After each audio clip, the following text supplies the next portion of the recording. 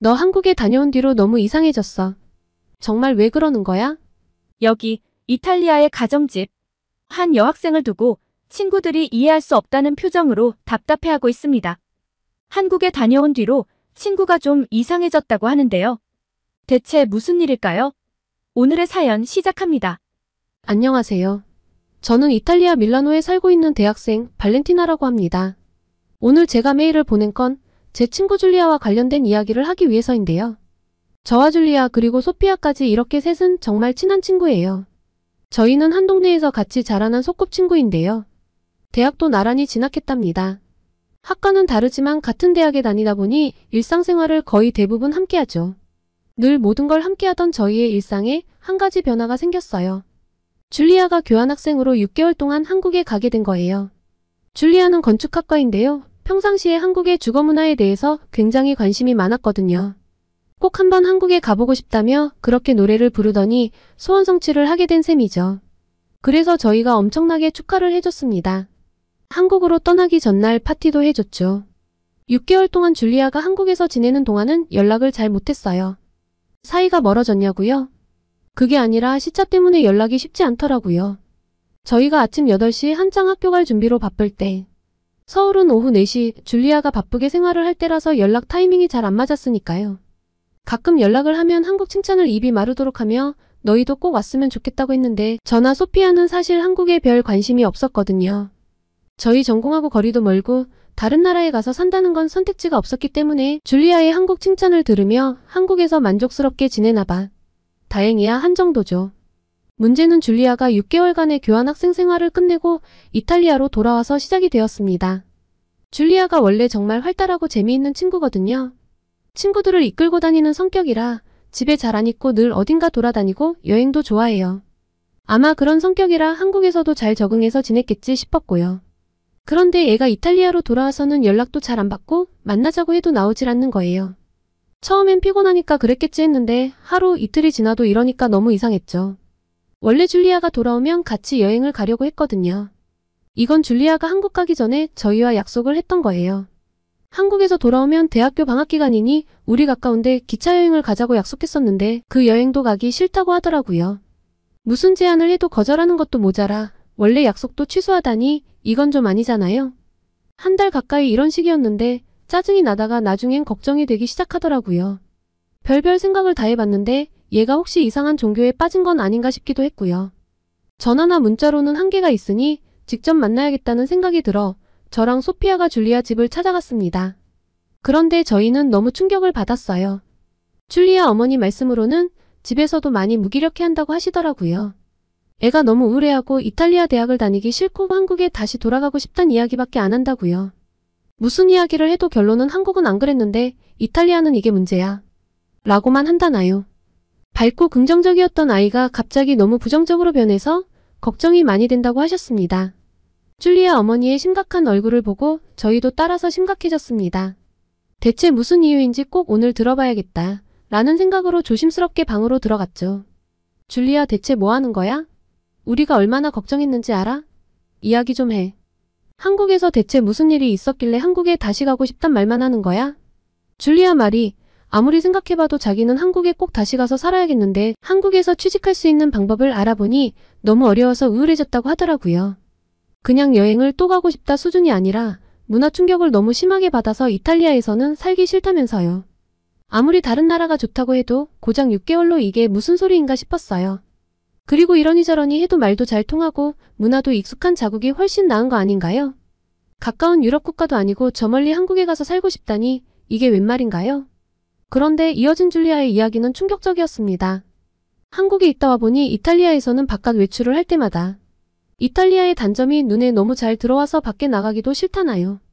한국이 좋으면 얼마나 좋다고. 이해가 안 갔지만 화를 꾹 참고 물어보았습니다. 그래? 그럼 대체 뭐가 이탈리아의 단점인데?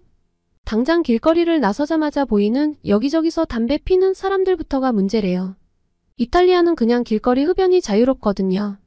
카페에서 커피 마시면서도 아이 엄마가 아이와 함께 길거리를 걸어가면서도 담배를 피웁니다. 그리고 담배꽁초는 그냥 길거리 여기저기에 내다 버리죠. 이탈리아에 와보신 분들은 아시겠지만 길거리에 담배꽁초가 여기저기 박혀 있어요. 그런데 이런 게 이탈리아만 그런 게 아니라 유럽 국가들 대부분이 이래요. 그래서 한 번도 여기에 문제를 못 느꼈는데 한국은 그런 게 없다는 거예요. 흡연자들은 흡연 부스를 이용하고 아니면 골목 외곽으로 빠져서 핀다나요. 식당 안에서 담배를 피우는 건 금지여서 엄청 쾌적하대요. 쾌적한 환경을 겪고 나니 이탈리아에서는 길거리를 나가자마자 비교가 되어 어디 가기 싫다고 하더라고요. 그리고 한국은 정말 안전하고 편안한 나라라고 했습니다. 카페에서 혼자 공부하다가 노트북을 두고 화장실을 다녀와도 되고 학교 도서관에서도 공부할 때 가방이나 이어폰 등을 올려놓고 잠깐 밖에 나가 바깥 공기를 쐬는 게 자연스럽다고 하더라고요. 지하철역에서도 소매치기나 도둑 걱정이 없어서 밖에 물건을 내놓고 팔고요. 생소한 이야기에 저와 소피아는 믿을 수 없다는 반응을 보였죠. 세상에 그런 나라가 어디 있나요? 지하철역이나 기차역에 소매치기가 없다는 건 유럽 국가들 여행만 다녀본 제게는 정말 이해가 안 가는 상황이거든요. 줄리아 말을 믿을 수 없어서 의문스러워했는데 더 말도 안 되는 이야기를 이어나갔습니다. 한국 집은 바닥이 진짜 깨끗하고 따뜻해서 맨발로 다녀도 되는데 우리는 이렇게 차가운 바닥에서 냉기를 다 느끼고 있지 않냐고. 이탈리아도 아파트가 많지만 한국의 아파트는 완전 최신식이고 따뜻하며 엘리베이터도 빠르고 깨끗하고 안전해서 몇십 층을 엘리베이터로 왔다 갔다 해도 목숨의 위협은 느낄 일이 없다면서요. 아, 여기까지 들으신 한국분들은 이해가 안 가시겠죠? 이탈리아는 난방을 하면 히터를 써요. 그런데 따뜻해지는 데 오래 걸려서 집안에서도 옷을 엄청 껴입고 있거든요. 전기장판이나 전기담요 등이 있긴 하지만 그게 집 전체의 온기를 가져다 주진 않잖아요. 그래서 겨울에 외출 준비를 할 땐 히터에 옷을 올려놓습니다. 나갈 때 조금이라도 따뜻한 옷을 입고 나가기 위한 습관이죠. 10초도 안 돼서 도로 차가워지긴 하지만요. 그리고 더 놀라웠던 건 엘리베이터 이야기였죠. 혹시 이탈리아 여행을 오셔서 엘리베이터를 써보신 분 계실까요? 이탈리아 사람들은 엘리베이터를 잘 이용하지 않거든요. 느린 건 기본이고 한 3명이 타면 무게 초과로 올라가지도 않고 무엇보다 고장이 자주 납니다. 한번 고장나면 그 안에 꼼짝없이 갇혀서 20분은 있어야 하는데 굳이 목숨 걸고 탈 이유는 없죠. 안에서 휴대폰도 잘 안 터지는데 갇히면 얼마나 무섭겠어요? 게다가 오줌 냄새도 난다고요. 그러니까 웬만하면 계단을 이용합니다. 그런데 한국 가정집 엘리베이터가 줄리아 말대로라면 한국은 완전 최첨단 나라 아니겠어요? 이것 말고도 한국에 대해서 여러 가지를 들었는데 들어보니 확실히 이탈리아와 비교가 되긴 되겠더라고요. 줄리아 말로는 이탈리아에 다시 돌아온 뒤로는 밖에 나가면 한국과 사소한 것 하나까지 비교가 되어서 우울해진다고 했습니다. 저희와 여행을 가기 싫었던 것도 같은 맥락이었어요. 이탈리아 기차는 툭하면 연착이 되고 여름에는 완전 찜통이고 불친절한데 한국과 너무 비교가 된다면서 자기도 모르게 불평불만을 터뜨릴 테니 저희를 배려해서 여행을 거절했던 거라고요. 저와 소피아는 깊은 고민에 빠졌습니다. 정말 줄리아 말이 사실이라면 하나하나 비교가 되며 내 조국이 이것밖에 안 됐었나 하는 생각에 우울해질 만도 하겠다는 생각이 들었어요. 우선 줄리아가 느끼는 우울감을 해소해주고 싶었습니다. 한국에 여행을 가기로 했죠. 대학교 졸업 기념으로 함께 여행을 가기로 하고 모으던 돈이 있는데 조금 일찍 쓰기로 했는데요. 줄리아는 자신만만한 표정으로 너네도 한국에 가면 돌아오고 싶지 않을 거야 라고 하더라고요. 한국 생활 6개월에 완전 한국인이 다 됐네 싶어 좀 어이가 없었지만 하도 저렇게 자신만만하게 이야기하니 저와 소피아도 한국은 대체 어떤 나라일지 호기심이 커졌습니다. 그렇게 도착한 한국은 완전 별세계였습니다. 반짝반짝한 최첨단 나라라는 게 한국에 대한 제 첫인상이었어요. 인천공항이 얼마나 크고 쾌적한지는 줄리아에게 귀에 피가 나도록 들어서 알고 있었는데도 저절로 입을 떡 벌리게 되더라고요.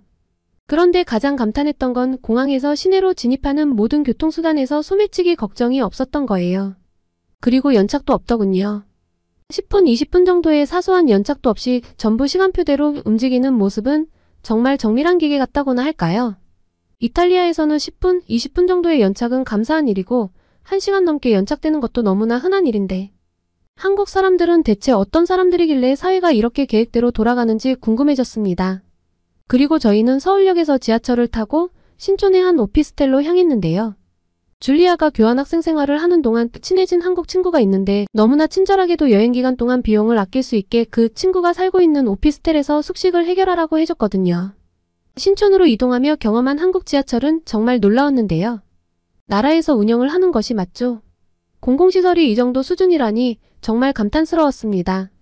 일단 깨끗한 것도 깨끗한 건데 불편사항은 문자로 신고하게 해주고 바로 조치가 이루어진다는 것은 이탈리아에서는 상상도 할 수 없는 일이거든요. 객실 온도 조정이라니 그런 서비스는 듣도 보도 못했어요. 그리고 한국 지하철은 스크린도어가 있어 틈 사이로 빠질 염려가 없더라고요. 사람이 몰리는 출퇴근 시간대의 안전을 위한 것이겠죠? 공공시설인데 스크린도어도 있지, 서비스 마인드도 탁월하지, 화장실도 깨끗하고, 돈도 안 받지, 소매치기도 없지. 제가 영화 속 주인공이 된 기분이었어요. 모든 것이 편리하고 안전한 도시가 실존한다는 사실이 믿기지 않았습니다. 촌스러워 보일까봐 신기한 티를 안 내려고 했는데 저절로 눈이 돌아가서 표정 관리가 안 됐죠. 그런데 결국 저는 오피스텔에 도착해서 촌티를 팍팍 내고야 말았습니다. 분명 제가 듣기로는 이 한국 친구가 살고 있는 오피스텔이 아주 최신식은 아니라고 했는데 도어락이라는 것이 달려 있었어요. 한국 친구가 잠시 장 보러 간다며 비밀번호를 줄리아에게 알려주고 들어가 있으라고 했다는데 이탈리아에서는 도어락을 거의 본 적이 없거든요. 호텔이 아니고서야 대부분 집은 열쇠를 씁니다. 부끄럽지만 전 비밀번호를 누르고 들어가는 모습을 보고 도어락이 인터넷이 되는 휴대폰인 줄 알았거든요. 이 이야기를 고백하니 줄리아가 배를 잡고 구르더라고요.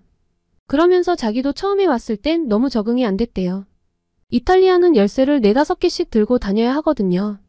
건물 들어가는 열쇠, 엘리베이터 열쇠, 방 열쇠 등등 열쇠 뭉텅이를 들고 다니는 건 기본입니다. 열쇠를 잃어버리면 집에 못 들어가는 건 당연하고요. 그리고 줄리아 말대로 바닥이 정말 따뜻하고 깨끗했어요. 일반적인 가정집은 아니고 사무실로도 쓸 수 있고 거주지로도 쓸 수 있는 곳이라고 들었는데 그럼 한국에서 부자들은 혹시 문이나 천장도 따뜻한 집에 사는 걸까요? 이탈리아요? 이탈리아는 바닥이 차가워서 맨발로 서 있을 수가 없어 실내화가 필수예요. 그리고 그 실내화를 신고 아파트 복도도 다니고 우편물도 찾으러 나가니 바닥이 더러워지죠. 생각해보니 이탈리아의 집은 참 더럽겠구나 싶었습니다. 줄리아가 사사건 건 한국과 비교를 했던 이유가 있었어요. 그리고 음식도 정말 맛있던데요. 뭐 하나 빠질 것 없이 완벽한 나라가 한국이었습니다. 첫날 저녁 메뉴는 삼겹살이었어요.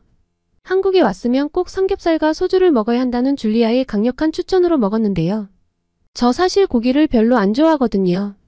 누린내 때문인가 고기 요리는 영 제 취향이 아니지만 여행을 온 김에 먹어봤는데요. 아주 끝내줬어요. 채식은 한국에서는 불가능하겠다는 생각이 들었습니다.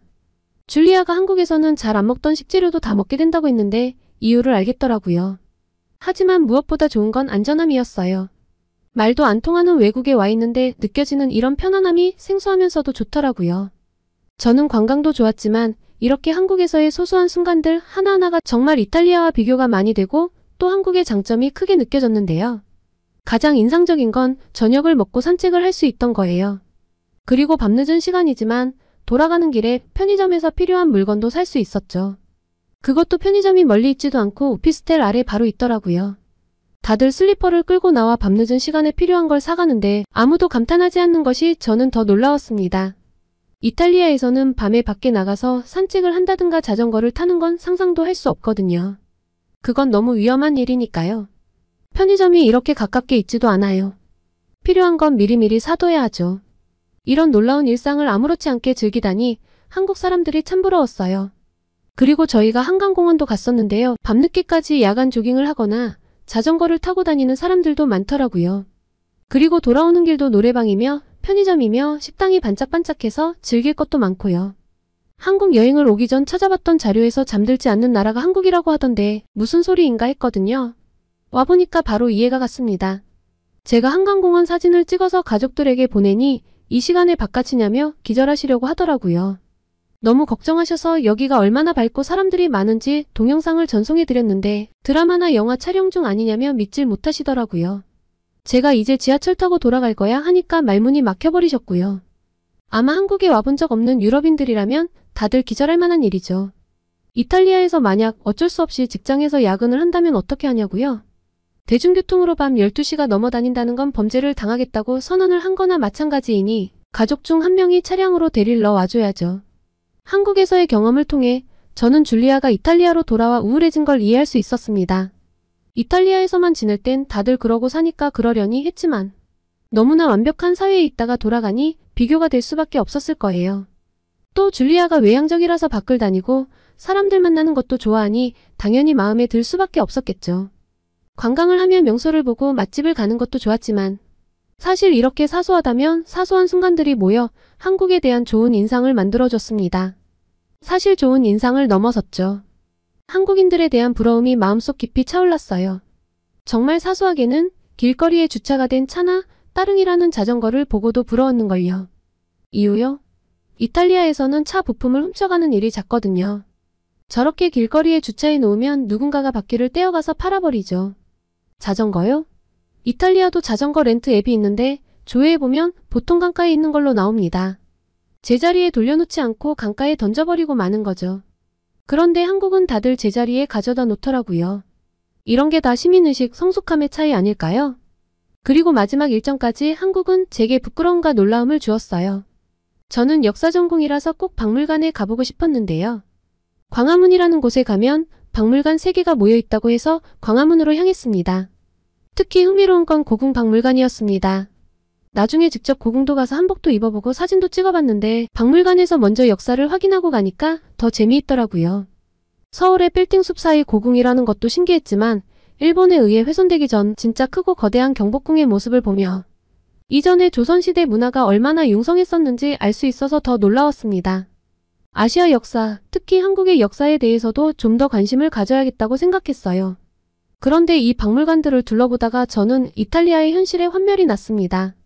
보통 이런 박물관들은 다들 정신이 팔려서 구경을 하고 관광객도 많이 찾는 곳이니 이탈리아에서는 아주 긴장을 하고 관람을 해야 해요. 가방은 앞으로 돌려서 꽉 잡고 있어야 하고 휴대폰도 조심해야 하고요. 그런데 다들 너무 여유롭더라고요. 가방을 앞으로 돌려서 꽉 껴안은 사람은 저와 소피아밖에 없었습니다. 부끄러운 마음에 스르르 손을 풀어서 편안하게 가방을 들었는데요. 헛웃음이 나오더군요. 이탈리아로 돌아가며 줄리아에게 고백했습니다. 너가 이탈리아에 있기 싫다고 한 게 이해가 정말 많이 된다고요. 문화 충격을 받았단 말이 이해가 가지 않았는데 도착하는 순간부터 떠나기 직전까지 한국의 아주 사소한 하나하나가 모두 놀라웠는데 6개월이나 살았던 너는 더 했겠지 했더니 빙그레 웃어주던데요. 다행히 줄리아의 우울함은 한국 여행을 통해 사라졌습니다.